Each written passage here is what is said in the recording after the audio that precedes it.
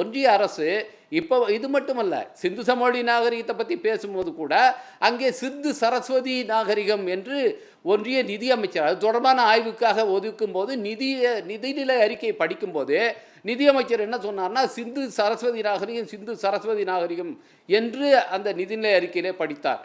இது மாதிரியான ஒரு தொடர்ச்சியான கற்பிதங்களை அவர்கள் உருவாக்கி கொண்டே இருக்கிறார்கள். சரஸ்வதி நாகரிகங்கிறது அதுபோல் இப்போ வந்து பார்த்தீங்கன்னா இந்த ஆண்டு ஆரம்பத்திலேயே அகத்தியரை வச்சுக்கிட்டு இங்கே வந்து அகத்தியர் தான் தமிழை வந்து சொல்லி கொடுத்தார். அங்கேருந்து வட இந்தியாவில் வந்தார், அவர் சிவரால் அனுப்பப்பட்டார், சிவபெருமானால் அனுப்பப்பட்டார் என்கிற ஒரு கட்டுக்கதையை திரும்பவும் வந்து இப்போ தமிழுடைய தொன்மையை இவர்களால் வந்து மறுக்க முடியாது என்கிற நிலைமை இருக்கும்போது அதுக்கும் தமிழை சொல்லி கொடுத்தது, தமிழுக்கு இலக்கணம் வகுத்தது அகத்தியருங்கிறவர்.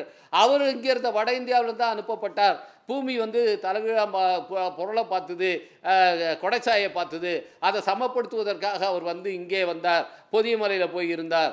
அவர் தான் வந்து தொல்காப்பியத்துக்கு முன்னே வந்து இலக்கணத்தை உருவாக்கியவர் என்று பல கட்டுக்கதைகளை அது தொடர்பான தொடர்ச்சியான கட்டுரைகளை இங்கே வந்து தமிழ் நாளேடுகளிலேயே பப்ளிஷ் பண்ணாங்க.